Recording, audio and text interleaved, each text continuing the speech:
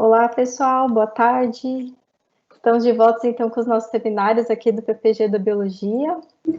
Esse semestre acho que vai ser bem interessante para todos, né? Estamos trazendo os temas mais amplos, então acho que é maior interesse, né, para todo mundo aproveitar mais. E a gente também vai ter uma série dentro dos seminários do PPG, que é em organização junto com uma ONG chamada MELI, BIS, que trabalha na Amazônia. É uma brasileira que mora na Alemanha, que fundou essa ONG, mas o trabalho dela é aqui na Amazônia, com abelhas, procurando promover reflorestamento nessas áreas da Amazônia e usar as abelhas tanto para aumentar a renda dessas populações locais, quanto para ajudar, né, na proliferação, então, dessas florestas. A gente vai ter uma semana cada mês, vai ser, então, um pesquisador internacional que vai vir aqui falar sobre algum assunto relacionado às abelhas ou à conservação. Então, vai ser bem legal. Fora outros pesquisadores, gente de peso que a gente vai ter aqui esse semestre. E ainda para começar, hoje a gente vai ter uma pessoa que para mim é muito especial, uma professora da Universidade Federal da Bahia, a Blandina Viana, que eu conheço já faz um tempo. Eu conheci ela num curso de polinização, então ela é uma das responsáveis por eu ter seguido esse caminho aí na polinização. Tenho muito carinho por ela. Então, a Blandina, ela trabalha com vários temas, incluindo ciência cidadã, também com a polinização, com conservação de polinizadores, está ligada a várias iniciativas, né, internacionais, como a plataforma intergovernamental sobre biodiversidade e serviços dos ecossistemas. E, recentemente, ela também fez um pós-doc, né, professora? Lá em Londres. Então, é uma pessoa muito especial, e ela é cofundadora de um projeto chamado Guardiões da Chapada, que vocês podem seguir nas redes sociais. Então, é com muito prazer hoje que a gente recebe a Blandina, a professora Blandina, para falar com a gente sobre ciência cidadã. Eu agradeço imensamente, né, ter aceito o convite e ter disponibilizado, né, em um dia tão cheio, com aula, com tudo, ainda vir conversar com a gente. Espero que vocês aproveitem e que perguntem, não fiquem tímidos. Então, professora, eu vou passar a palavra para você. Então, a gente, depois que você fizer a sua palestra, a gente conversa sobre as perguntas que ficam aqui no Perguntas e Respostas.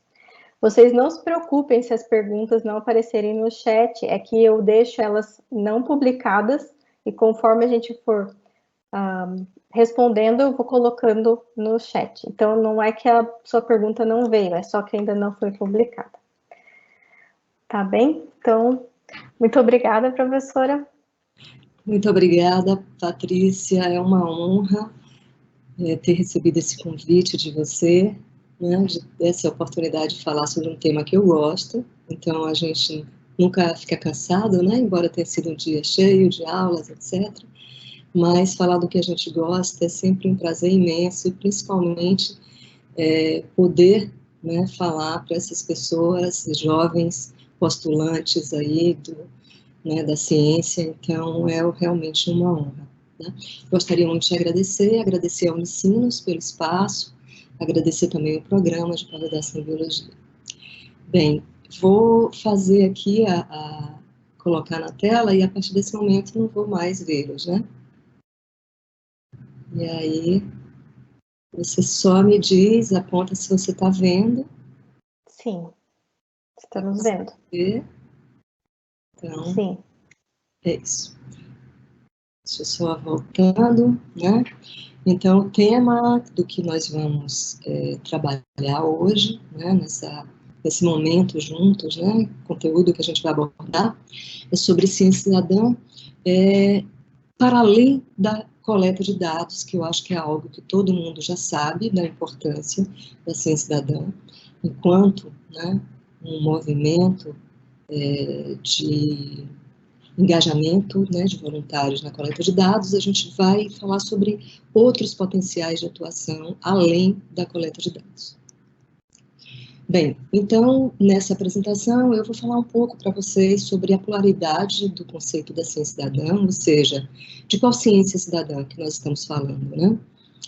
Sobre a diversidade de tipologias, então, sobre a diversidade de propostas, de projetos, de iniciativas que estão dentro desse guarda-chuva da ciência cidadã, sobre as contribuições da ciência cidadã para a ciência e para a sociedade. E sobre o potencial da gente adotar essa abordagem, né, de pesquisa no nosso país.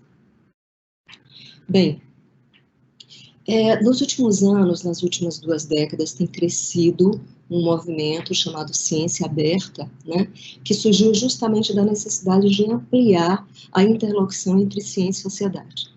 Então, os pesquisadores têm se debruçado sobre isso, sobre essa importância da ciência se aproximar da sociedade, no sentido de aumentar a confiança na ciência, né, e de produzir conhecimento que seja socialmente útil. Esse termo da ciência aberta, né, ele inclui uma série de iniciativas que têm em comum essa abertura ampla de todo o ciclo de produção e de comunicação do conhecimento da tecnologia. Então, a gente vê, por exemplo, que é um movimento que prega o acesso aberto aos dados, avaliação aberta da pesquisa pelos pares, diretrizes de pesquisa, políticas de acesso às instituições e à ciência abertas também, ferramentas de uso totalmente abertas, projetos que sejam acessíveis e abertos à sociedade. Sob esse guarda-chuva, a gente tem 2 movimentos que têm crescido muito e se beneficiado ultimamente, que um é dos makers, que na realidade nasce muito, ele emerge na sociedade e tem um DNA, né, muito voltado para a tecnologia. Então, esse movimento de faça você mesmo, né, do yourself, hoje no Brasil, no mundo inteiro, tem mais de 450 laboratórios dos makers em 60 países, né, que vão praticamente, eles trabalham com tudo, vai desde, por exemplo, a produção de microscópios impressora 3D, que custa $1 para ser acessível nas escolas públicas dos países em desenvolvimento, né, até tecnologias para avaliação de impacto de poluentes, né, e na realidade eles trabalham em várias áreas, né, estou especificamente falando da área de biologia, mas os makers trabalham com economia solidária, enfim, uma série de outros campos do conhecimento. Mas é um movimento que está muito fora da academia, né? E aí nós temos um outro movimento que nasce também sobre essa, né, guarda-chuva do movimento da ciência aberta, que são os citizen science, que, traduzidos para o português, né, seria ciência cidadã. Né? E ele realmente vem crescendo demais, a gente observa aqui nesse... Não estou conseguindo passar, né? Até aqui. A gente vê, né, o tanto que esse movimento tem crescido nos últimos 10 anos. Então, esse gráfico, ele compara, eu estou tentando tirar essa coisa daqui. Ok, tá. Então, esse gráfico mostra aí nas barrinhas azuis o número esse crescimento progressivo, né, geométrico das publicações sobre ciência cidadã na Web of Science, quando comparado nessa linha pontilhada laranja com todas as publicações na Web of Science. Então, você vê aqui na última década um crescimento muito grande de gente trabalhando, e na realidade, ao contrário dos makers, esse movimento ele nasce na academia para fora, né? Para se dirigir, para tentar como uma estratégia de aproximação da ciência da sociedade. Bem, mas quando a gente fala em ciência cidadã, é importante a gente pensar de qual ciência cidadã que a gente está falando. Esse mesmo trabalho, que esse estudo sintométrico, ele revelou, né, que existe 3 grandes vertentes que utilizam essa terminologia. Isso com base apenas nesses estudos, nessas publicações lá na Web of Science. Então, ele identificou uma vertente bastante grande, que ele chamou de Citizen Science sensu estrito, né? E que é composta principalmente de pesquisas na área de biologia, conservação e ecologia, e que utiliza a ciência cidadã como uma metodologia de pesquisa, né? Uma metodologia de coleta e de classificação de dados. Aí ele identificou uma outra, eles identificaram, na realidade, uma outra, que está ligada muito à geografia, às ciências ligadas à informação geográfica, né? São pesquisas ligadas a grandes dados, de coleta de dados geográficos, para ocorrência de espécies, de paisagens, enfim. E uma terceira, que é uma área menor, né? Que é ligada a essas iniciativas das ciências humanas, das ciências sociais, que tem foco no engajamento público com questões socioambientais, de saúde, ser engajamento público com a ciência, né? E o objetivo é engajar o cidadão no sentido de qualificar, né, e embasar a tomada de decisão com base na ciência. Bem, então, quando a gente pensa nesse monte de vertente, né, e de que ciência cidadã a gente está falando, em função de todas essas iniciativas, isso se deve muito, essa pluralidade conceitual, né, à origem do termo. Na realidade, esse termo ele surge simultaneamente em dois momentos na década de 90. Né? Inicialmente, pelo sociólogo Alan Irving, no Reino Unido, e pelo biólogo ornitologista Rick Bonney, nos Estados Unidos. E foi justamente para designar coisas diferentes, formas diferentes de engajamento com o público. Para o Alan Irving, ele usou o termo para falar de uma ciência democrática. Aquela ciência que ela é desenvolvida pelos cidadãos, ele é aprovada pelos cidadãos, né? Então, os cidadãos, eles participam ativamente dentro da agenda científica. E para enfatizar também a responsabilidade social da ciência, né? Para quem a ciência está servindo. A ciência está servindo para atender as necessidades da sociedade e para quem? Para que grupo social essa ciência está sendo utilizada. O termo ele passou a ser usado também para designar essa ciência ativista, né? O engajamento do público com a ciência, a comunicação científica, comunicação pública do conhecimento científico.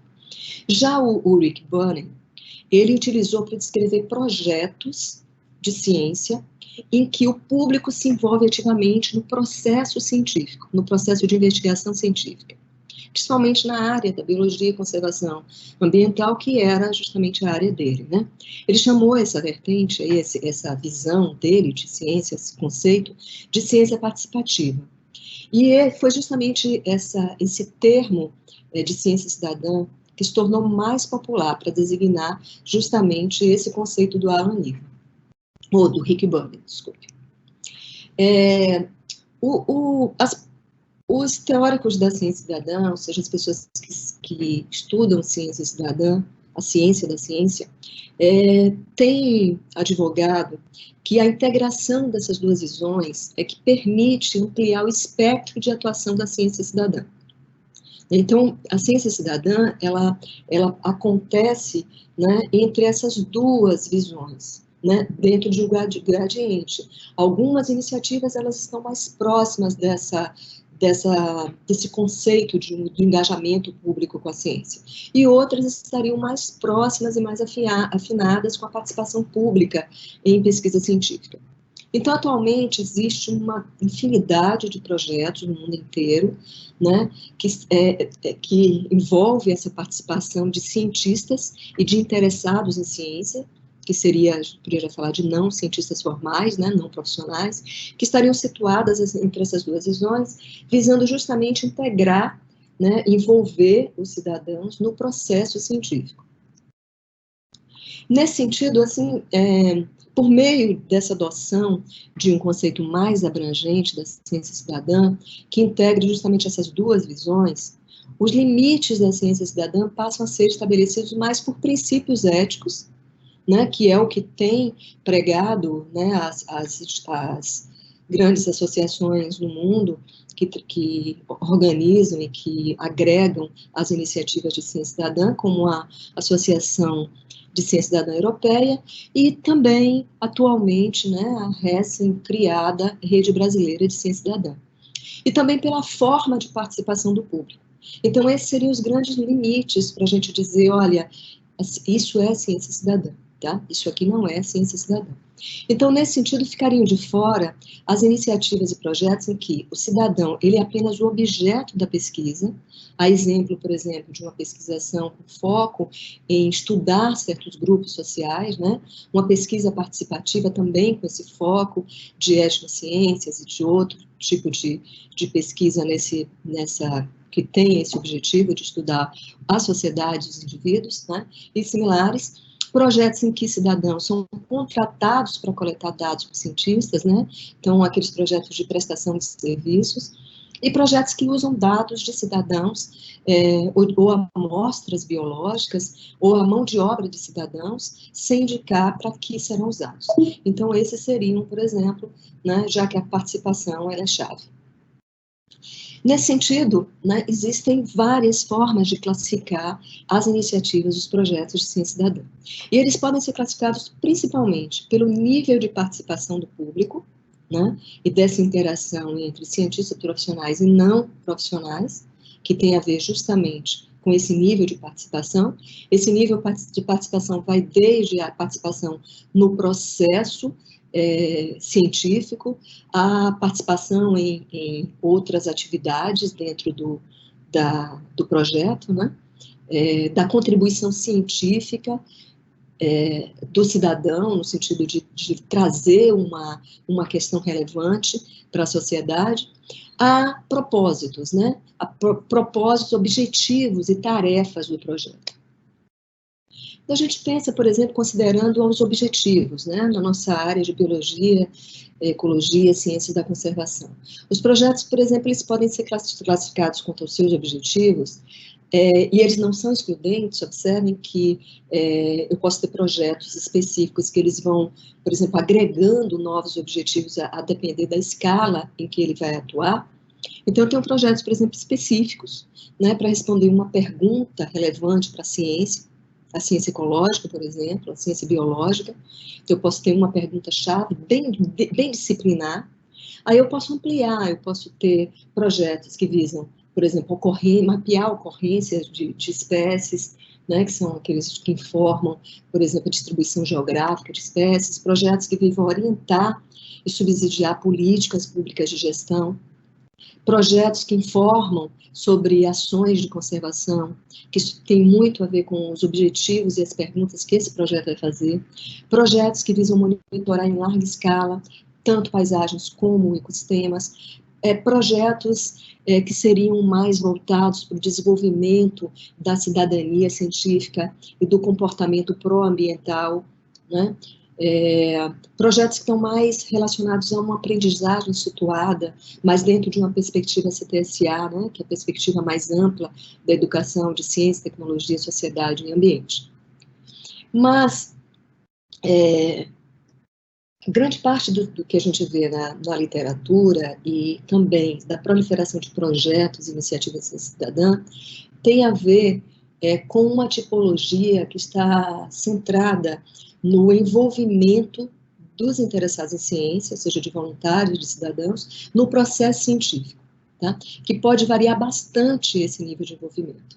E aí ela pode ser classificada em projetos que são ditos, né, propostos por esses autores, como projetos contratuais, né? Eles não são muito comuns no Brasil ainda, né?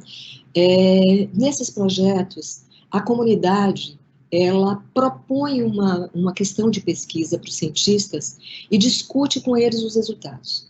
Então, é como uma espécie de um contrato, né? Na Europa, eles são muito comuns, são chamados de science shops, a gente prefere traduzir como oficinas de ciência, ao invés de lojas de ciência, né?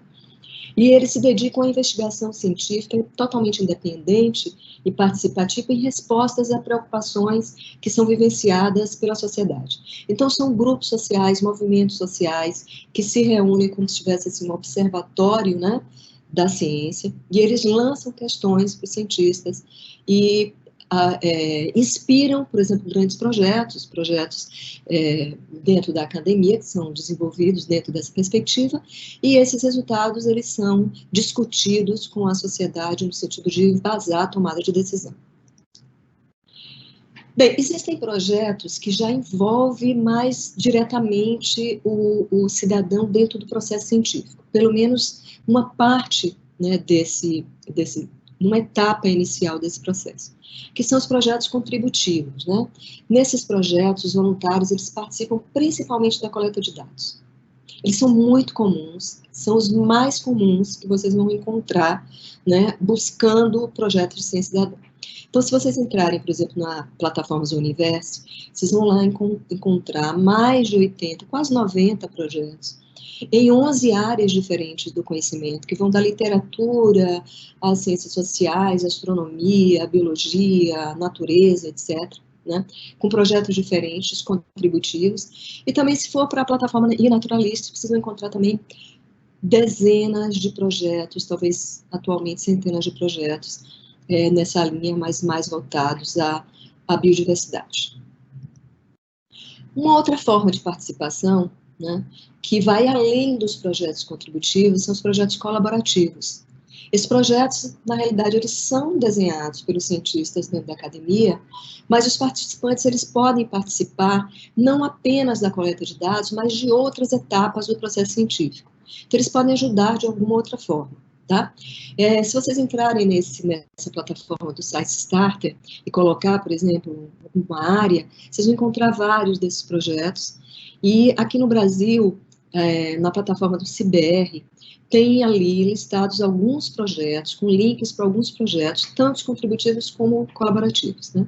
Coloquei aí um desses projetos, que são projetos colaborativos. Agora, uma plataforma que é muito interessante, que tem uma escala global, que é um projeto colaborativo, que vocês podem utilizar, inclusive no Brasil, as pessoas que trabalham em escolas, principalmente, que é o The Global Program, que na realidade é um programa de projetos colaborativos, que nas áreas de ciências ambientais, que ele engloba muitos aspectos das ciências ambientais. Vai desde de monitoramento de insetos, de mosquitos, a monitoramento de paisagens, de árvores, e de certos grupos taxonômicos, né? Então, o bacana desse projeto, eles têm lá na plataforma deles, uma série de protocolos, que esses protocolos são muito acessíveis em vários idiomas, para que professores de escola pública, os protocolos são simples e usam equipamentos muito acessíveis, né, para todas as pessoas que quiserem, por exemplo, praticar isso e usar isso em escolas. E o bacana é que, ao participar desse projeto, o estudante, ele aprende sobre toda a natureza da ciência, sobre o processo científico, e também contribui com os dados para a melhor compreensão das mudanças nos sistemas terrestres, na escala global. Porque todos os projetos que são coletados, por exemplo, na África, na Ásia, aqui no Reino Unido, nos Estados Unidos, eles vão para um grande banco de dados, né? E aí você tem uma análise, que é uma análise global desses fenômenos que estão acontecendo nos diferentes locais, mas dentro de uma perspectiva mais ampla. E temos também os projetos que são projetos co-criados, né? Esses projetos co-criados, eles são projetos que, na realidade, eles são desenvolvidos dentro de uma escala menor, né? São projetos que são chamados de projetos de base comunitária, né? Que envolvem mais grupos comunitários, movimentos, nas escolas, né? Esses projetos, eles envolvem essa parceria do voluntário e dos pesquisadores desde a primeira fase do processo de investigação, que vai desde a formulação da pergunta até na análise dos dados e na divulgação desses dados, né? Então, isso é interessante, porque ao final de um projeto desse, você tem uma inspiração para ter uma continuidade, porque o projeto gera novas perguntas e por aí vai. Um dos exemplos icônicos, né? Aqui no Brasil a gente ainda não tem, a gente espera que a gente tenha bastante projetos co-criados, né? A partir do momento que isso se expanda no país, né? Com uma prática de pesquisa transdisciplinar. Mas um projeto icônico que é bastante citado na literatura é esse Garden Roots, porque é um projeto de sucesso. Esse projeto ele foi criado, inclusive, por um grupo pequeno de jovens, né, dentro de uma comunidade, um povoado pequeno no estado do Arizona, numa localidade onde foram instaladas 2 grandes mineradoras, e aí as pessoas começaram a ficar preocupadas, né, a comunidade começou a ficar preocupada com justamente o efeito, né, desses metais pesados no solo. E como esses metais pesados poderiam contaminar as hortaliças que eles estavam consumindo. Então, o objetivo foi determinar se os vegetais cultivados tinham níveis elevados de arsênico. Então, o bacana desse projeto é que, como é um projeto co-criado, envolve o cidadão desde o início, né, da formulação da pergunta, de quais atividades serão desenvolvidas, do teste do protocolo, da coleta de dados, da validação desses dados, etc. Então, ele procurou também, ele teve um impacto muito grande, porque era um dos objetivos, promover essa educação científica cidadã, no sentido de aumentar a confiança do cidadão na ciência, né? E de promover esse trabalho em rede. Então, realmente é um trabalho super interessante, eu recomendo que vocês deem uma olhada, e quem estiver interessado, de repente, em propor um projeto como esse. Bem, nessa escala, né, que a gente poderia fazer desse gradiente de projetos de participação, então a gente viu que a gente tem desde aquele inicial contratual em que a sociedade propõe uma pergunta para o cientista desenvolve o projeto, passando até por um processo de colaboração, de pensar desde o início, aí finalmente nesse extremo a gente tem os projetos colegiados, né, colegiais, onde não cientistas, eles trabalham por conta própria, né, produzem conhecimento científico de forma totalmente independente.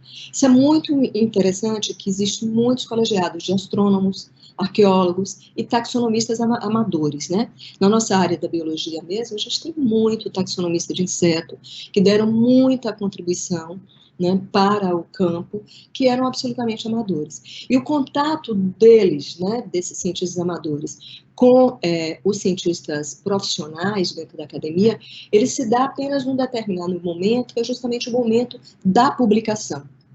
Porque, né, quando eles querem publicar os seus achados, aí sim, né, essas publicações serão avaliadas por pares, normalmente esses pares estão dentro da academia e passa por esse escrutínio, né?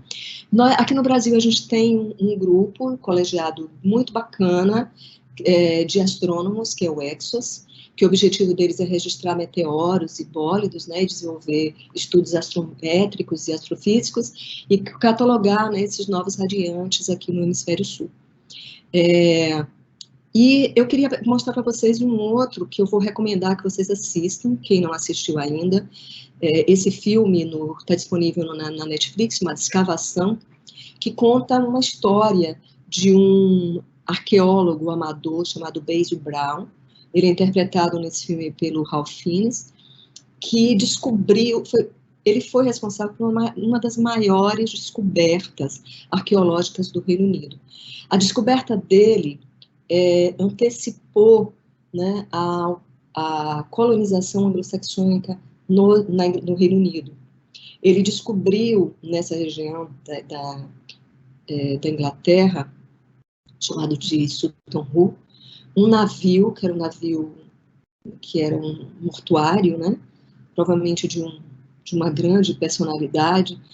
Ele fez essa descoberta, e vocês vão descobrir todo esse processo. Então, esse filme, inclusive, e o livro que derivou, né, o filme, tenta fazer um resgate, né, da valorização desse cientista cidadão e da sua descoberta, né, porque não foi devidamente reconhecido na época que deveria ser, que foi nos anos 30. Bem, na ciência cidadã, como eu apresentei para vocês, a qualidade da participação pública ela é chave, né? O que diferencia realmente da ciência cidadã de outras formas, né, de envolvimento do público, é justamente essa participação ativa no processo científico. E ela depende muito dessa atenção que é dada pelos pares, público e cientista, nesse estágio inicial, que tem nesse gráficozinho aí, nesse esquema, que é o input, né, que é o estágio inicial desse processo. Então, esse processo inicial, que é justamente de identificação das questões, né, da negociação dos interesses, ele é chave na estruturação dessas atividades que virão depois. E no desenvolvimento, na coleta desses dados, no impacto desses dados, né, para a sociedade. Então, o que a gente vê nessas setinhas, e na intensidade delas aí nesse gráfico, nesse esquema, né, é que a tipologia dessa interação, ela pode influenciar muito, tanto o engajamento do público, como o engajamento do cientista. Observem, por exemplo, que quando o envolvimento do cientista nas atividades, ele é mais intenso, isso aumenta a credibilidade dos dados que são coletados pelo cidadão. Porque isso vai envolver treinamento, desenvolvimento de protocolos, um acompanhamento, feedback, etc. E já quando o envolvimento do público ele é mais profundo, isso pode aumentar a confiança na ciência, no projeto, né, nos dados que serão gerados e na usabilidade dessas informações. Então, o impacto social provavelmente é bem maior. Mas a ciência cidadã, quando ela é bem planejada, ela pode, de fato, ser muito efetiva como abordagem de pesquisa, né? Com benefícios múltiplos, tanto para a ciência, como para a sociedade, como para indivíduos.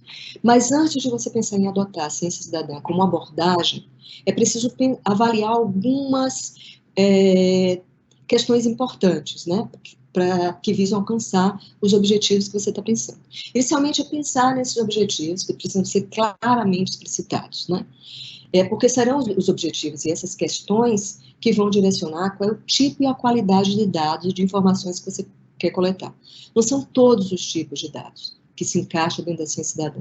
A gente pensa em dados que precisam ser coletados de uma larga escala, né, para responder uma pergunta maior. Ou então dados que exijam habilidades humanas, né, características humanas da cognição humana, de habilidades humanas que precisam para enxergar certas coisas que você, necessariamente, a inteligência artificial não teria. Um outro aspecto importante da ciência cidadã é a questão do público. Já que a participação pública é chave, né, é preciso desenvolver estratégias para engajar e motivar esse público. Então, é preciso entender por que essas pessoas iriam se interessar em se engajar nesse projeto. Quais são os interesses dela? Quais são as motivações das pessoas engajarem nesse projeto? Então, isso precisa ser pensado. E um outro aspecto a gente precisa de recursos humanos. Normalmente, a ciência cidadã requer equipes multidisciplinares para pensar justamente na produção dessa comunicação com o público, né, na elaboração desses protocolos, na estratégia de engajamento, de recrutamento, na compra de equipamentos, materiais para serem distribuídos pelo público, para eles coletarem dados. Então, a gente tem que pensar muito nessa disponibilidade de recursos humanos, de materiais, inclusive para coordenação desses projetos, né? Porque, às vezes, eles também não têm um resultado imediato para a ciência. Então, esse balanço entre os interesses do pesquisador e o interesse da coletividade, né, da sociedade, precisa estar, né, muito bem equilibrados, né, quando a gente vai pensar em utilizar essa abordagem de pesquisa. Bem, quando adequadamente projetado, né, e realizada e bem avaliada, as contribuições da ciência cidadã para a sociedade são muitas e reconhecidas, né? A ciência cidadã, ela pode fornecer ciência sólida, isso é importante dizer para vocês, ela pode gerar dados de altíssima qualidade e pode ajudar a resolver problemas com muita eficiência. Na nossa área de ecologia, que é a área que eu atuo, os dados que são coletados por pessoas interessadas em ciência têm, de fato, contribuído, né? Esses artigos mostram isso, né? Tem uma literatura, eu citei alguns exemplos nesse slide, que tem contribuído para resolver questões emergentes sobre distribuição e abundância de organismos no tempo e espaço, para avaliar impactos das mudanças ambientais, problemas relacionados, né, a poluentes, tanto na escala local como na escala global, né? Tem vários estudos que mostram que a ciência cidadã ela é capaz, sim, de produzir dados úteis, né? Isso já foi um determinado tempo bastante controverso na literatura, mas hoje existe, sim, né, muita produção de conhecimento a partir de dados que são dados importantes e úteis da ciência cidadã, principalmente em altas extensas, né, extensas escalas espaço-temporais, para avaliar questões mais globais, por exemplo, estados da biodiversidade, dos serviços ecossistêmicos. Então, isso realmente tem sido, né, utilizado. Esse autor, nesse trabalho à direita, o Danielson, que escreveu esse artigo recentemente, buscando linkar aí a participação pública na pesquisa científica, né, e mostrando qual é essa importância, ele considera que 63% dos 186 indicadores que informam as decisões globais, né, presentes nos acordos globais de biodiversidade, eles podem ser subsidiados com dados oriundos da ciência cidadã. Esses autores concordam, né, que a ciência cidadã tem um impacto muito grande, que é importante, que é uma estratégia eficiente no monitoramento da biodiversidade. E eles recomendam o uso dessa abordagem em programas de monitoramento regionais, né, que tanto podem gerar informações valiosas, como também contribuem para o engajamento do público com as ações de conservação e com a tomada de decisão. Então, eles têm, de fato, advogado em relação a isso. Então, alguns países já têm adotado a ciência cidadã como uma ferramenta para avaliar esse conhecimento, por exemplo, sobre o status dos polinizadores. Então, na França já existe um programa, que é um programa chamado Viginature, onde tem um projeto específico para avaliação e monitoramento de polinizadores já há quase uma década. É um programa nacional, né, com milhares de voluntários coletando dados. Nos Estados Unidos tem um grande projeto que é apoiado pela iniciativa americana de polinizadores, né, que é o Sunflower Project, The Great Sunflower Project, de monitoramento, também com dados, né, que já foram utilizados para publicações de tomada de decisão. E no Reino Unido, recentemente, foi criado um programa de monitoramento de polinizadores com essa perspectiva, essa abordagem de ciência cidadã, com diferentes protocolos, né, de monitoramento.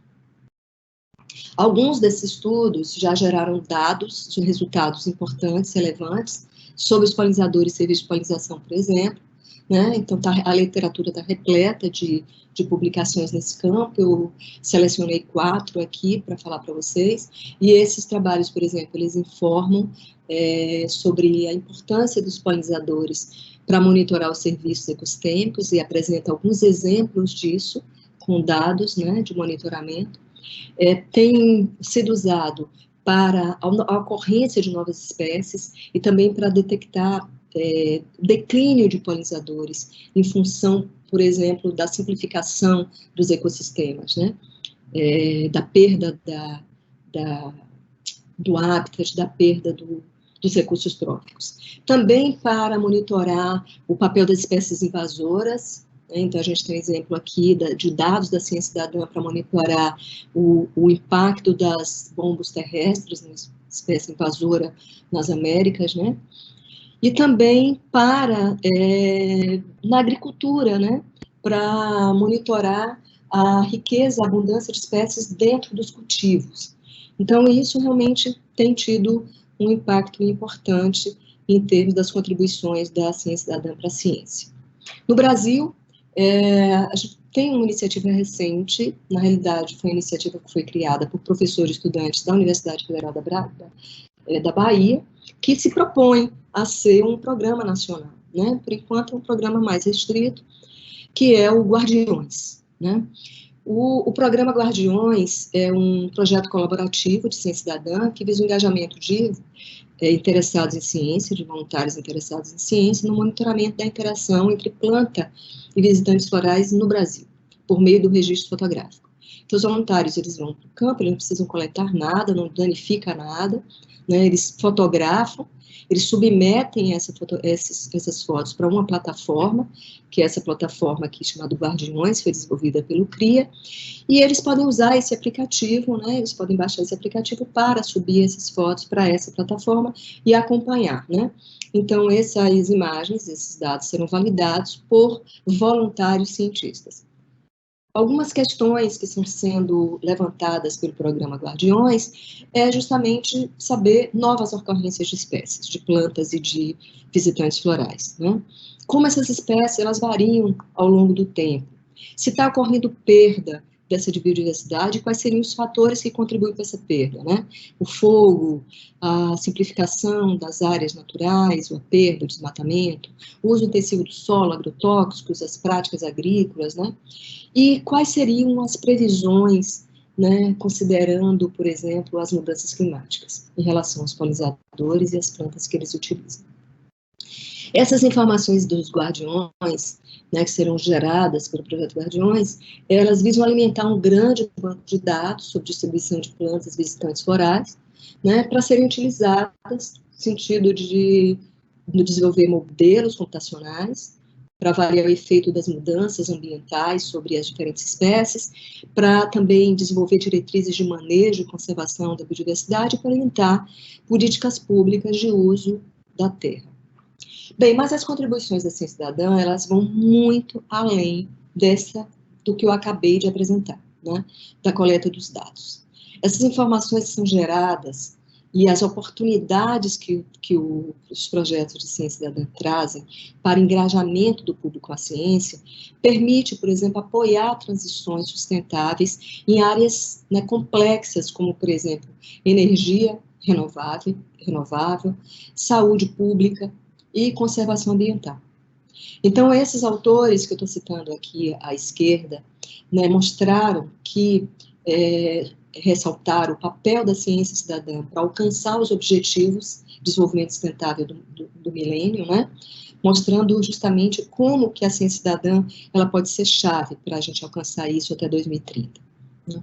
Eles advogam que a participação de cidadãos nos projetos de ciência, ajudando a identificar o problema e encontrar soluções, facilita o aprendizado e as mudanças comportamentais e contribui para a participação mais proativa, seja mais ativa da sociedade civil nas mudanças sociopolíticas. Então, isso realmente, né, o que eles estão propondo, existem trabalhos que demonstram isso, né? Então, a ciência cidadã já vem sendo avaliada no sentido de ser uma ferramenta valiosa na educação científica e ambiental. Né, os autores afirmam que ela facilita o aprendizado, porque leva a uma melhor compreensão da ciência e dos processos científicos e promovem atitudes positivas em relação à ciência e ao meio ambiente. Esse trabalho, esse framework que foi proposto aqui à direita, né, publicado na Citizen Science Theory and Practice, da Phillips e colaboradores, ela avaliou vários projetos, né, cujos projetos, os coordenadores, eles afirmavam que faziam um tipo de avaliação. Então, ela avaliou os projetos contributivos, colaborativos e co-criados, quanto a alguns indicadores de aprendizagem. Esses indicadores eram o aumento no conhecimento de determinados temas específicos, o interesse por determinados temas, o engajamento e o desenvolvimento de habilidades para a investigação científica e as atitudes pró-ciência do cidadão e a mudança comportamental. Então, ela considerou isso como as 5 grandezas a serem avaliadas para avaliar a aprendizagem. E aí eles observaram que o impacto ele pode variar conforme o tipo de projeto. Então, se vocês observarem aqui, nesse gráfico, essas barrinhas, essa barrinha verdinha indica os projetos colaborativos, e a gente observa que os projetos colaborativos, eles são bastante eficientes, né, para despertar o interesse e aumentar o conhecimento sobre determinadas áreas do conhecimento. Se a gente observa, por exemplo, aqui, que é essa barrinha lilás, a importância dos projetos co-criados para engajar, né, para a educação científica, né, para engajar os não cientistas formais, né, os voluntários, no processo científico, né, para entender a natureza da ciência.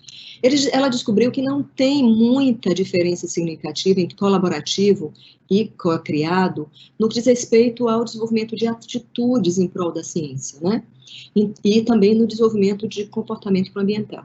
E o que ela observou, considerando todos os projetos, de que participar de algum projeto de ciência cidadã, todas essas grandezas, elas são desenvolvidas. Então, participar de ciência cidadã é muito importante, né, porque realmente contribui para uma melhor compreensão da ciência e para desenvolver atitudes favoráveis em relação à ciência, né, atitudes positivas em relação à ciência. Bem, tem se observado, né, a gente sabe disso, quando a gente vai no médico, ele sempre manda, a gente pede, recomenda, né, que a gente faça atividade física, né, para manter a nossa saúde, porque existem muitas evidências na literatura associando inatividade física com uma série de doenças. Então, tem crescido o número de trabalhos que tentam associar, né, a participação das pessoas em atividades ao ar livre, particularmente atividades, por exemplo, na área de meio ambiente, de conservação, para a ciência e bem-estar, principalmente nos adultos, né? Então, esse trabalho da esquerda fez uma revisão quantitativa e qualitativa, mostrando que isso, de fato, acontece. E esse estudo da direita mostrou que a ciência cidadã, qualquer que seja a tipologia de projeto, favorece justamente isso. Então, a ciência cidadã pode ser uma grande aliada na promoção da saúde e do bem-estar humano, né? E isso por exemplo, participar da ciência cidadã, além de beneficiar a ciência, né, pode beneficiar muito o indivíduo que participa, né? Então, isso é uma característica importante, um apelo muito importante do projeto de ciência cidadã. Um outro aspecto importante que tem sido relatado é que a ciência cidadã também pode influenciar políticas públicas na área ambiental, né? Esse relatório aqui à esquerda foi produzido pela Sociedade Americana de Ecologia, né? Eles fizeram uma revisão ampla, né, para mostrar como a ciência cidadã, em quais casos que a ciência cidadã, ela influenciou na gestão de recursos naturais, né, e como que isso acontece. E aí ela apresenta esse framework, que é verdinho, mostrando como isso deveria acontecer, né.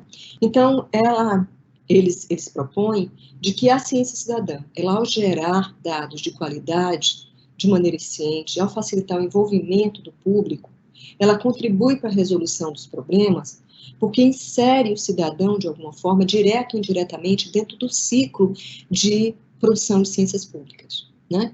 Então, por exemplo, uma coisa importante dentro do ciclo da ciência, das políticas públicas, é a percepção e a definição do problema, né? E isso, por exemplo, como eu mostrei para vocês, ela se dá a partir da negociação entre cientistas e voluntários, né? Para justamente produzir e negociar uma agenda de consenso, né? Para justamente desenvolver suas atividades e formar um programa, que é o projeto propriamente dito. Quais são as atividades que vai fazer, o que é que vai ser coletado, né? E daí implantar isso, monitorar isso, né? E voltar a esse ciclo todo. Então, isso é uma coisa que eles têm destacado e pede para que os coordenadores de ciência cidadã fiquem atentos a isso, né? De trazer o ciclo da produção de políticas públicas para dentro dos projetos de ciência cidadã. Bem, essa visão mais abrangente de ciência cidadã, que integra essa visão, né, da ciência democrática, dessa ciência mais, como que eu digo, de engajamento público, né, do cidadão, com uma ciência mais participativa, ou seja, do envolvimento do cidadão com o processo de produção de conhecimento, está em sintonia com abordagens mais recentes, né, da biologia da conservação, que consideram que as pesquisas elas devem ser integradas, né, entre diferentes disciplinas. A gente vê nesse esquema, por exemplo, esse trabalho que eu recomendo a leitura de vocês, foi publicado pela Science, é um artigo de opinião, perspectiva da Georgina Macy, e ela coloca isso, né? Ela coloca de como que a biologia da conservação ela foi se transformando nos últimos tempos, e nessa última década, né, essas pesquisas elas devem ser interdisciplinares e transdisciplinares, né? Porque ela considera que são muito mais promissoras para incentivar e alcançar os objetivos da sustentabilidade. Então, observem que o papel e a relevância dessa abordagem de pesquisa da ciência cidadã como uma pesquisa transdisciplinar. Bem, a gente está vivendo, né, um momento muito difícil, né, onde a ausência de valores que são próprios, né, do pensamento científico pode levar as pessoas a acreditarem em pseudociências, em teoria de conspiração e notícias falsas, né? Todo mundo tem um membro da família em que o tempo todo nós, enquanto biólogos, precisamos perder aí um tempinho para tentar explicar para vocês, né, para as pessoas, olhe, isso realmente é uma notícia falsa, isso não procede, isso não se baseia em ciência, né? Então, tem várias pessoas que advogam que investir em ciência cidadã, ela pode ser estratégico para combater a desinformação e para aumentar a confiança pública na ciência. Porque o impacto disso não se dá apenas, né, nessa proliferação dessas notícias falsas. A desinformação também impede que as pessoas consigam enxergar as relações de interdependência dentro do mundo que o cerca, né? Recentemente, a gente publicou um trabalho sobre cegueira botânica.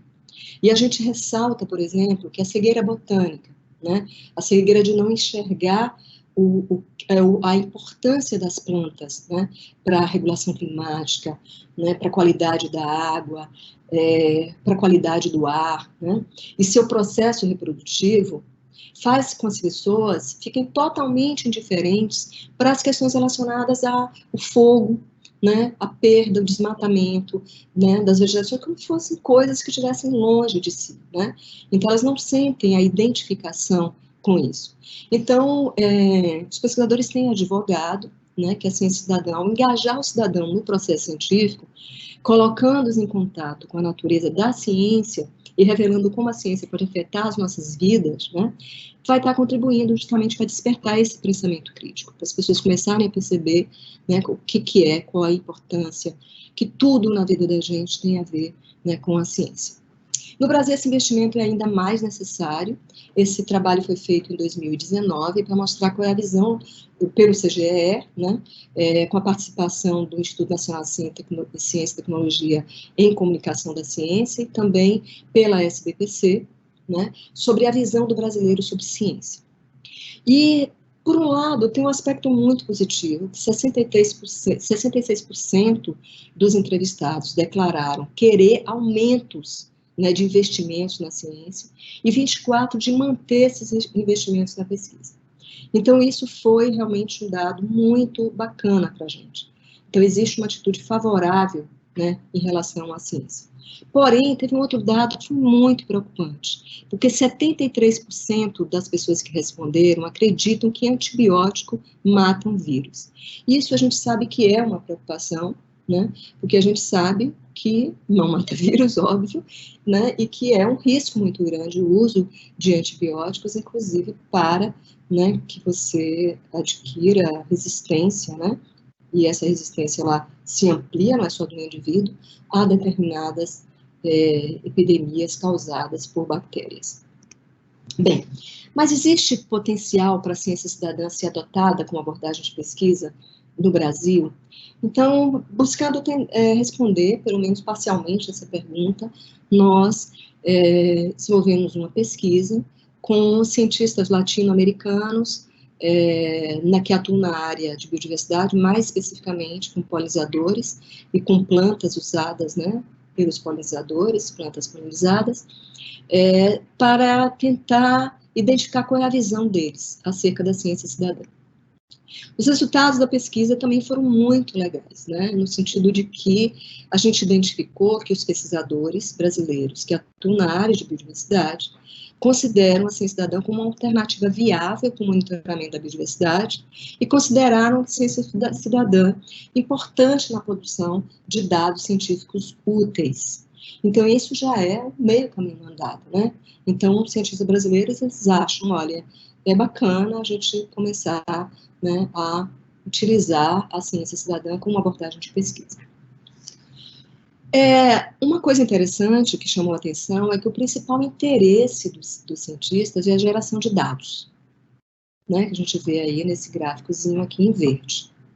Embora também os cientistas tenham apontado alguns interesses mais altruístas, né, que é contribuir para o desenvolvimento do exercício da cidadania, contribuir com a educação científica, colaborar com dados para subsidiar a formulação de políticas públicas, etc. Então, essa questão é extremamente importante quando a gente for desenvolver um programa, né, de incentivo à pesquisa cidadã no Brasil, é tentar justamente negociar esses interesses, né, do cientista com os interesses dos voluntários.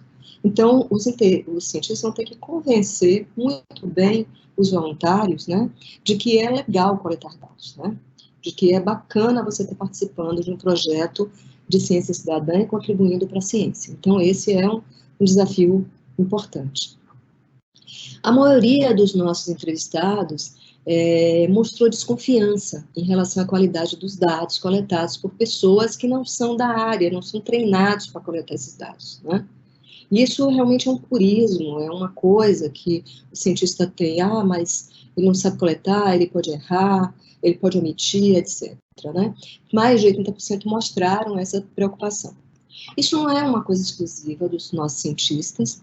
Essa pesquisa ampla, né, que explorou barreiras para o uso da ciência cidadã como uma ferramenta primária de pesquisa, mostrou que os cidadãos e os cientistas têm percepções diferentes, né? Os cientistas ainda acham que a ciência cidadã ela está muito na questão da extensão, na educação, né? Dos interesses voltados para o entendimento, né? Então, eles, na realidade, acham que uma parcela ainda não tão significativa, que acha que pode ser uma ferramenta importante da pesquisa, outros um pouquinho maior, que pode ser para o monitoramento. Outros mostraram diferença, por exemplo, com relação à confiança, né? Então, mostra, por exemplo, que eles têm mais confiança em pessoas que têm um nível de educação, de escolaridade maior, né? Cientistas acham isso, e mostrando total desconfiança em relação a, por exemplo, pessoas que teriam menor escolaridade, né? Porém, um dado importante, e que esse dado ele é comprovado pela literatura, é que os nossos cientistas concordaram que é possível aumentar a confiabilidade dos dados a partir da adoção de algumas estratégias, né? E essas estratégias envolvem um treinamento de voluntários, né, e o uso de protocolos que sejam elaborados pelos especialistas. Isso tudo leva a um maior envolvimento dos cientistas em projetos de ciência cidadã. Então, eu quero que vocês guardem isso, porque isso é um desafio que precisa também ser superado, né, para a gente ter a ciência cidadã de uma forma mais popular no nosso país. É possível, sim, aumentar a credibilidade, mas vai demandar um investimento maior do cientista. Então, para a gente superar, né, barreiras em relação a adotar essa abordagem de pesquisa transdisciplinar em nosso país, a gente precisa ainda, né, superar muitos desafios. Esses desafios dizem respeito, por exemplo, à necessidade de capacitação dos cientistas para desenvolverem projetos de ciência cidadã, porque não é uma coisa simples. Fazer projeto de ciência cidadã não é a mesma coisa que fazer um projeto de ciência tradicional, né? E dos participantes para se engajar nos projetos, né? Então, a gente precisa treinar pessoas para conduzir projetos, para formar e para motivar um novo perfil de voluntariado. O brasileiro tem um perfil de voluntariado muito voltado ao assistencialismo, que é uma coisa muito bonita, né, nossa sociedade, da nossa população, de que se né, diante de uma crise, a gente sempre se solidariza com as pessoas e participa de movimentos, etc. Então, a gente precisa mudar esse perfil para um perfil, não é mudar, sair de um para, mas ampliar esse perfil para um perfil de voluntariado científico. A disponibilidade também incipiente de plataformas digitais integradas, né, para abrigar e apoiar esses projetos, para que esses dados possam ser utilizados, né, mais globalmente, né. A falta de indicadores que valorizam a atuação de cientistas para aproximar a ciência da sociedade. Então, eu acabei de falar no slide anterior que os projetos demandam uma dedicação maior dos cientistas, mas normalmente os cientistas não são valorizados dentro da academia com indicadores para o tempo que eles levam fazendo isso, para o tempo que eles levam para engajar a sociedade em projetos de ciência. Então, esse precisa desenvolver indicadores que valorizem isso em seus currículos, para em concursos, né, e nos pleitos, na ascensão profissional, etc. A falta de infraestrutura para essas pesquisas interdisciplinares e transdisciplinares nas instituições. As instituições, elas são muito disciplinares. Os projetos de ciência cidadã, eles precisam ter um olhar multidisciplinar, ou seja, pessoas de diferentes disciplinas, para desenvolver uma pergunta que costuma ser interdisciplinar, transdisciplinar. Então, falta isso e falta de recursos financeiros, né, contínuos para garantir a sustentabilidade do projeto. Porque tudo isso que eu estou falando para vocês tem a ver com recursos, né. Bem, todos esses desafios que eu acabei de apresentar para vocês serão foco de discussões no primeiro workshop da Rede Brasileira de Ciência Cidadã, que vai acontecer no dia 24 e 25 de março, esse mês, daqui a 2 semanas, praticamente. Eu gostaria de convidar vocês para fazerem suas inscrições, né? A programação está incrível. A partir dessas discussões, a rede pretende elaborar uma carta de intenções, né, que vai ser compartilhada com os tomadores de decisão e formuladores de pesquisa e com gestores das instituições, no sentido da gente promover e ampliar a ciência cidadã em nosso país, né? Eu agradeço a atenção de todos e me coloco à disposição para questões.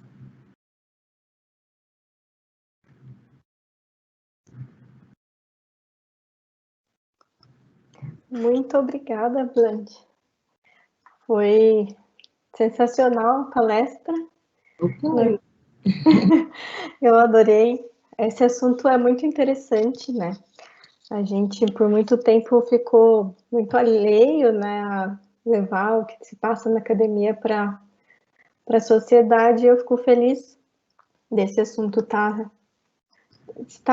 despertando o maior interesse, né, dos cientistas.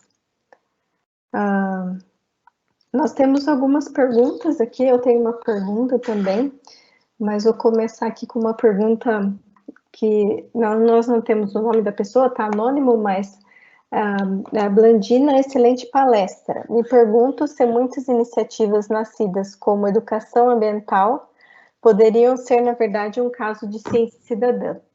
Assim, qual seria a principal diferença entre educação ambiental e ciência cidadã? Obrigado. Você prefere que eu vá respondendo uma a uma ou você quer fazer um bloquinho? Não, pode ir respondendo, acho que uma a uma, porque elas são bem diferentes.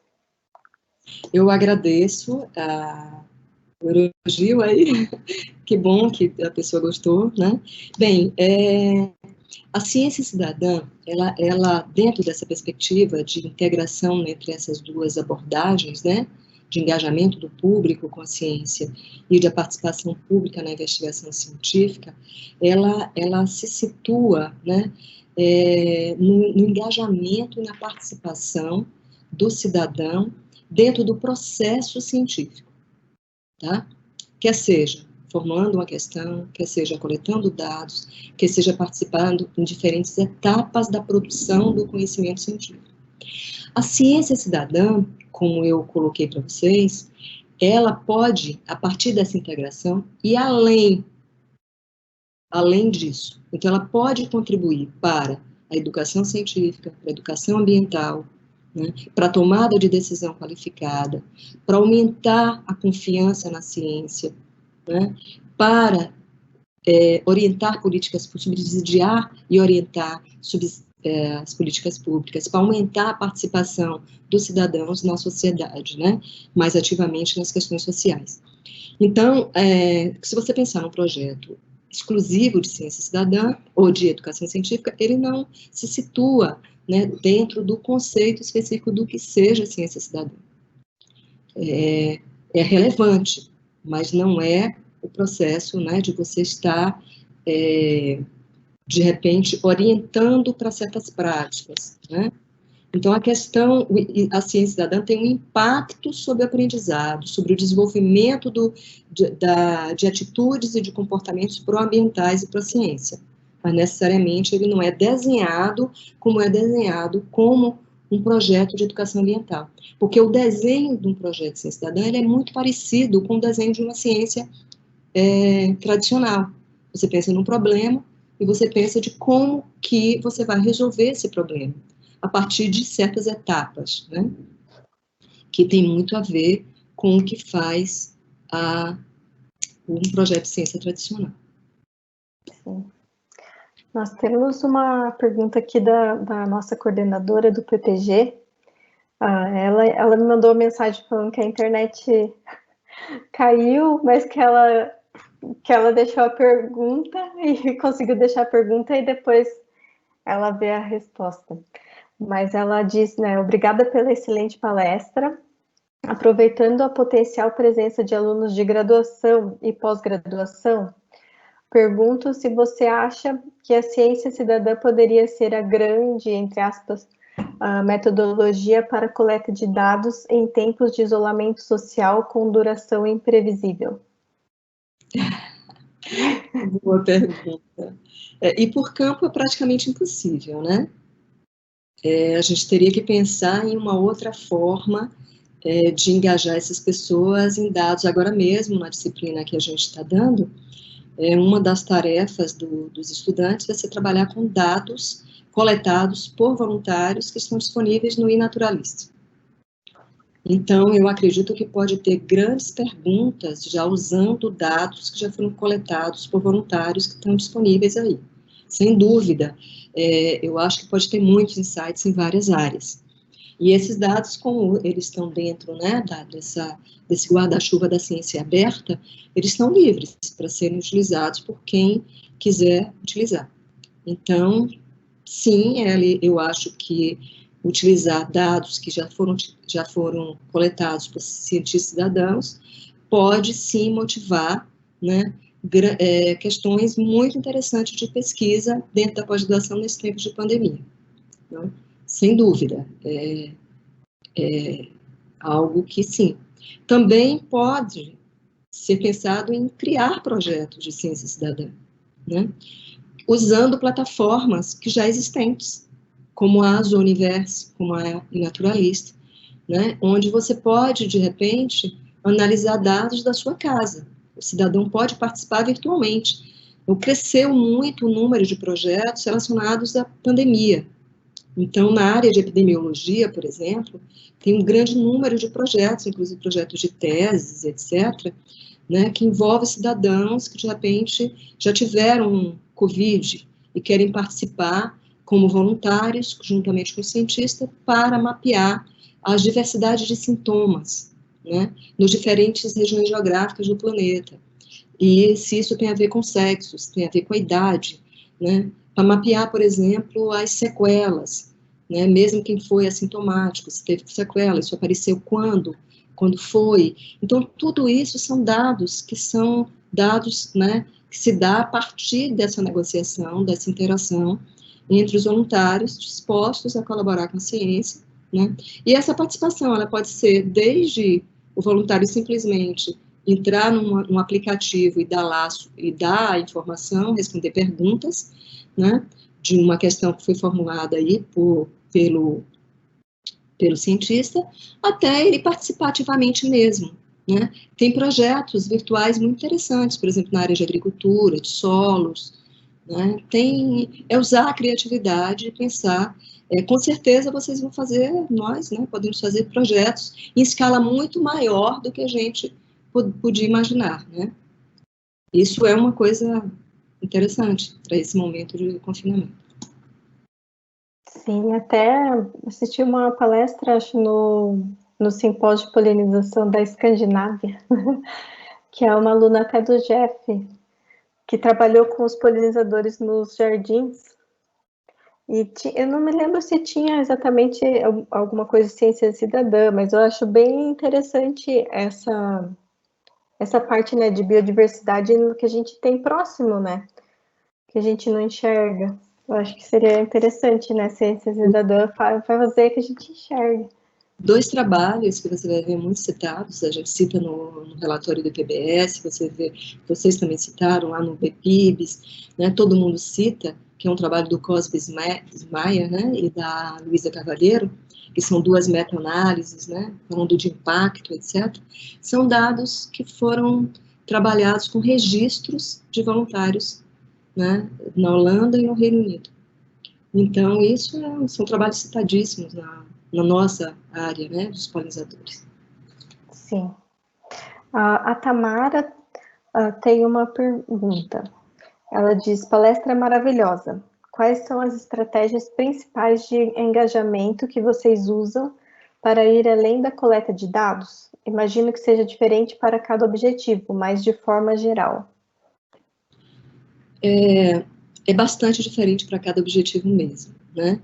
Mas a gente pode beber muito na literatura de voluntariado, que tem uma vasta literatura de voluntariado. Tem muita gente que estuda isso no mundo inteiro, né? E nessa literatura, eles falam muito de que a pessoa que vai começar a pensar na ciência cidadã, ela precisa conhecer um pouco o público. Então, a primeira coisa, a primeira estratégia é porque o público não é uma entidade homogênea, né, monolítica. Quando a gente fala em público, a gente está pensando sempre num público específico. Então, a gente precisa primeiro identificar quem é esse público nosso. Quem é que a gente vai atingir? Qual vai ser o recorte desse público? E aí a gente vai desenvolver estratégias que sejam estratégias que possam atrair esse público para a nossa pergunta. E para isso a gente precisa entender um pouco qual é o interesse desse público, né? Já existe muita coisa na literatura que mostra, por exemplo, se eu for trabalhar com estudantes de ensino médio, vou trabalhar com pessoas mais velhas, idosas, se eu for trabalhar com pessoas, né, da área médica, vou trabalhar com pessoas diferentes. Então, assim, mulheres, homens, depende muito embora talvez fosse muito interessante também fazer uma enquete rápida, né, para ver quais são os interesses intrínsecos, né, dessas pessoas, assim, o que dá prazer para elas, quais são as motivações, se elas gostam de ciência, não gostam, se elas gostam de fazer certas atividades na ciência, né? Por exemplo, nem todo mundo gosta de ir para o campo, coletar e observar. E nem todo mundo gosta de ficar no computador desdobrando proteína, né? Ou, por exemplo, identificando imagens, ou fazendo registros, observando foto e etc. Então, a gente tem que ver, por exemplo, mas tem um público específico que gosta de ficar sentada 4 horas, 5 horas do dia fazendo isso, né? Fazendo uma coisa ou outra. Então, conhecer um pouco isso é fundamental para pensar em estratégias específicas. Aí a estratégia, eu sempre sugiro de pensar em trabalhar de forma, formar uma equipe multidisciplinar. De você sempre ter um comunicador de ciência na sua equipe, ou de pessoas interessadas na comunicação pública do conhecimento. A Patrícia, por exemplo, é uma expert nisso, né? Ela faz isso muito bem nas redes sociais. Porque também é importante a gente saber qual é a estratégia de comunicação que é eficiente com aquele público. Você trabalhando com agricultores lá no campo, será que Instagram é eficiente? YouTube? Será que o WhatsApp é melhor? Ou será que o face-to-face, né, seria melhor? Então, você tem que pensar exatamente qual é a estratégia. O comunicador de ciência ele pode trazer muitos insights em relação à melhor estratégia de comunicação para recrutar, porque você precisa pensar em duas estratégias diferentes. Você precisa pensar na estratégia de promover teu projeto, ou seja, de recrutar pessoas para o projeto, ele precisa estar visível. As pessoas precisam descobrir que esse projeto existe. Depois, estratégias que motivem o sujeito para continuarem trabalhando no teu projeto. Então, são duas coisas diferentes. Eu espero ter respondido a pergunta, mas só saberia responder se a gente tivesse, de fato, essas coisas melhor definidas, né? Para te dizer uma estratégia específica para o dado projeto que você pensou. Sim. Temos mais perguntas.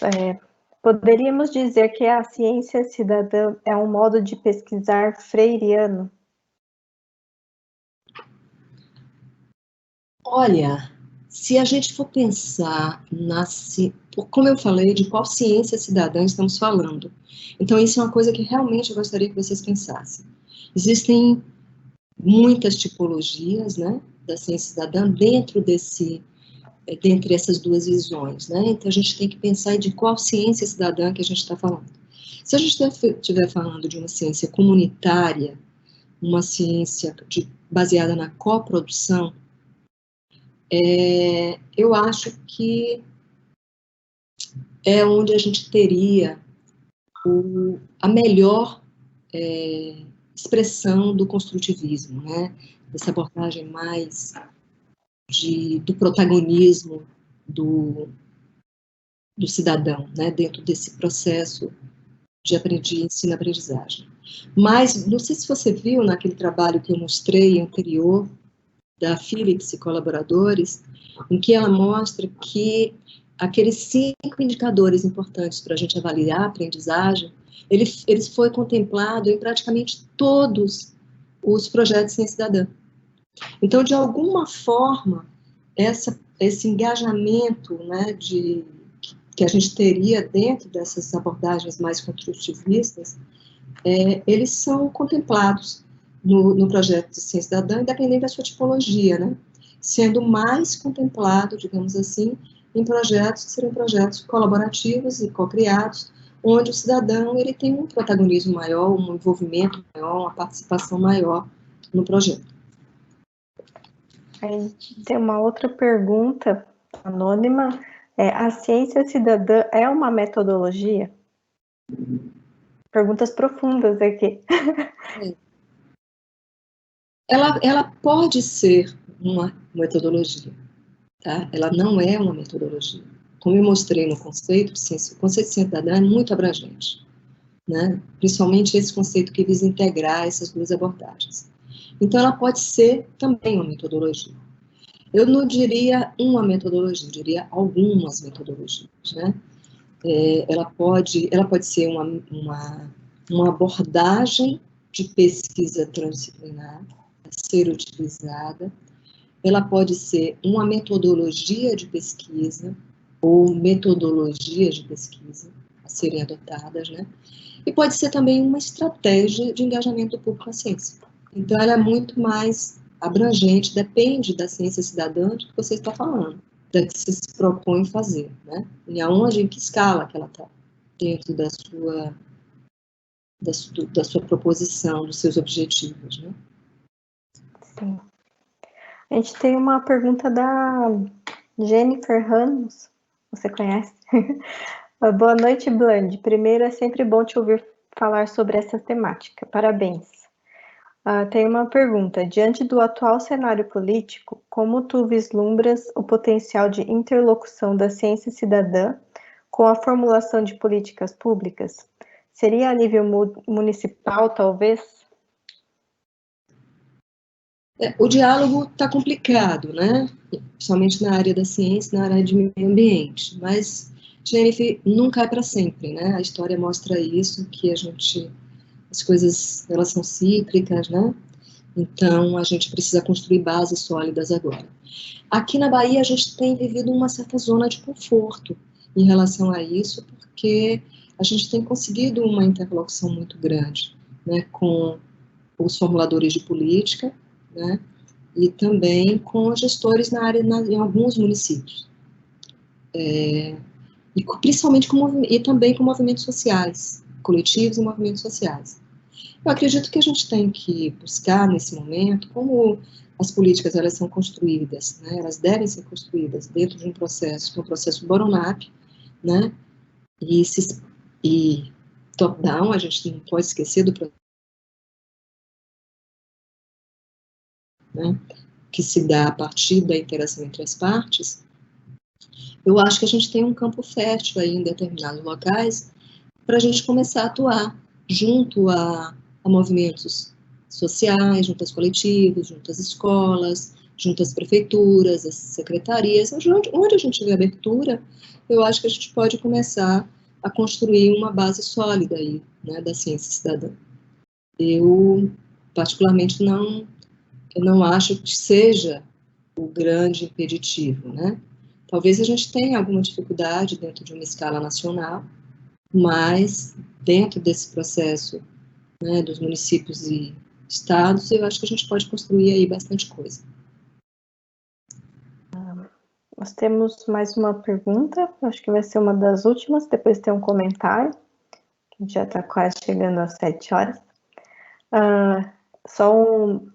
Acho que um adendo dessa pergunta primeiro, mas além do protagonismo, o resultado empodera os autores? Entendi. Mas além do protagonismo, o resultado empodera os autores? Sim, a gente viu naquele esquema, né, que eu mostrei para vocês, de que depende muito da interação entre as partes, né?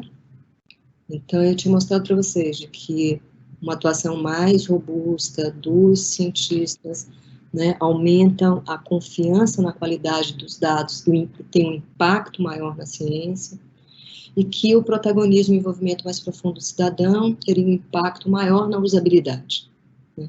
E essa usabilidade tem muito a ver, né, com o impacto nas questões, né, dos benefícios para os sistemas socioambientais e para o indivíduo. O indivíduo tem muito a ver com, né, com aumentar as atitudes favoráveis, com a questão da aprendizagem, né, do empoderamento, né, da proatividade, da sua atuação e participação do indivíduo. Então, sim, depende muito dessa negociação, né, desse diálogo entre o cientista e o cidadão, que ela é chave, né, é a primeira fase do processo, o processo da negociação, da negociação de interesses, né. Eu mostrei, o cientista brasileiro está muito interessado nos dados, então ele tem que negociar isso muito bem, né, na nossa área, não sei em outras áreas, mas na área de ecologia e biodiversidade está muito interessado nos dados, então tem que negociar muito bem isso, para que essa negociação, né, ela possa gerar resultados importantes para a ciência, mas também para os sistemas socioecológicos, né, e para os indivíduos. Sim. Agora nós vamos ter a última pergunta. Eu fechei aqui o chat para perguntas. A gente já está chegando no final. Mas obrigada pela excelente palestra, professora. Para você, quais são as principais variáveis que influenciam a permanência dos voluntários em um projeto de ciência cidadã? Repete só um minutinho a primeira parte. Quais são as principais variáveis que influenciam a permanência dos voluntários em um projeto de ciência cidadã? Eles se sentirem motivados a continuar a participar, tá? Então, primeiro, a atividade ela precisa ser prazerosa para as pessoas, né? E elas precisam também dizer alguma coisa. Precisam trazer, para algumas pessoas elas precisam ser prazerosas, para algumas pessoas elas precisam trazer algum conhecimento, trazer elementos novos. Para outras pessoas, elas precisam se sentir que elas estão sendo úteis para a ciência, elas precisam estar contribuindo. Para outras pessoas, elas precisam estar sentindo úteis para a sociedade. Então, depende muito dos objetivos, da forma como você integra, da forma como você passa isso para as pessoas, de como elas percebem isso, né?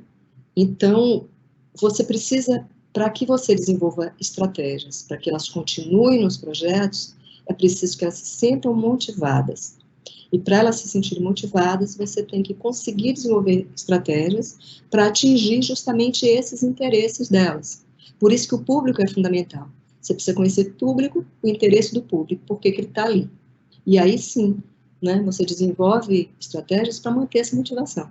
Algumas pessoas precisam ter feedback. Eu estou coletando esse dado para quê?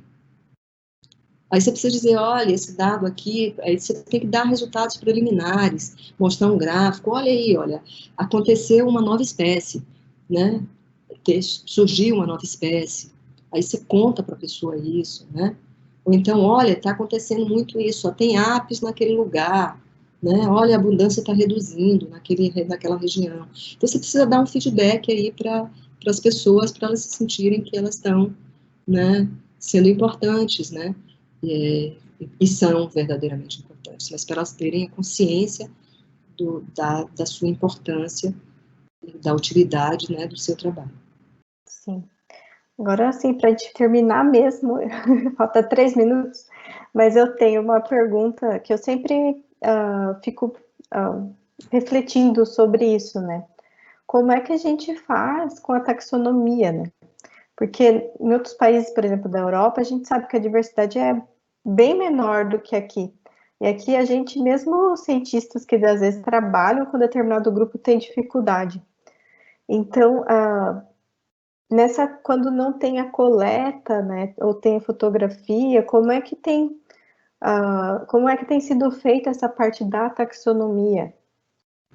Olha, você tem razão. Por exemplo, o SPIPOL, que é aquele projeto lá da França, que é um projeto antigo, assim, já tem bastante tempo, eles são os próprios cidadãos, eles têm muitos voluntários, assim, acho que são 15, 20 mil voluntários.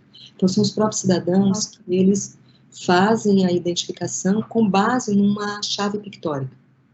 Sim. Eles têm chave pictórica de plantas e tem chaves pictóricas, e com, assim, o interesse deles é um volume muito grande de trabalho, de dados, então o próprio sistema vai, de repente, triando a partir de tanta identificação, a partir do uso de inteligência artificial, que vai tirando aquelas que, de repente, não se encaixam naquilo ali. Eu não sei dizer para você como funciona, mas eu sei que os algoritmos conseguem fazer isso.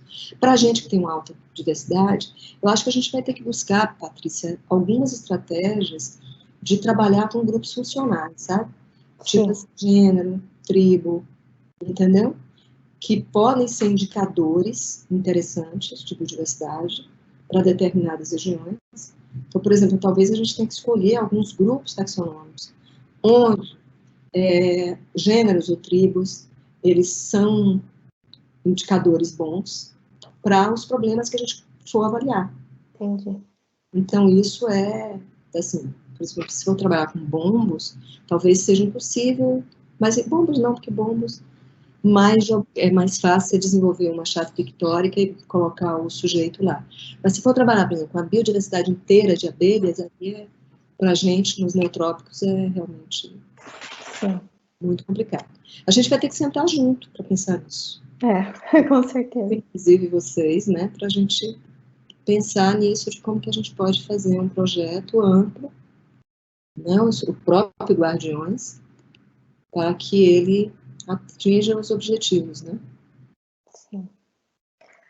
Muito, muito interessante as perguntas e as respostas. Eu gostei bastante da nossa sessão de hoje aqui dos seminários. Espero que as pessoas continuem vindo, perguntando, participando, porque às vezes ao longo do semestre vai caindo assim a participação. Acho que as pessoas vão ficando cansadas, né?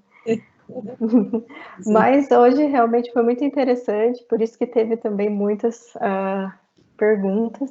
E eu gostaria de agradecer novamente, então, Blandinha, a sua participação aqui. Foi realmente muito, muito boa. Agradeço em nome do PPG.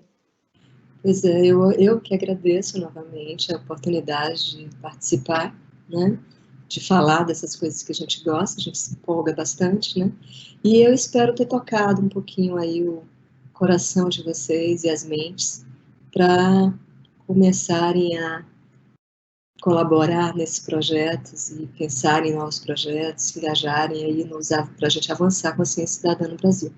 E também espero que vocês participem do nosso workshop, né, da Rede Brasileira. Aí já te convido, Patrícia, para se inscrever e participar. Nossa, sim. Divulgar aí, né, com o pessoal do programa. Para as pessoas que não conseguiram assistir, vocês vão disponibilizar no canal de YouTube? Como é que fica? Sim, eu até coloquei aqui no chat, né, porque é gravado essa palestra, aí depois eu coloco no YouTube do PPG. Então fica disponível. Aí depois você me manda para que a gente possa divulgar. Sim, mando também, sim. E adorei a sua camisa de abelhas. Foi uma homenagem a você. Ah, obrigada. Bom, pessoal, então a gente vai encerrando por aqui. Vejo vocês a semana que vem. Tenham uma boa noite, uma boa semana e obrigada para todos.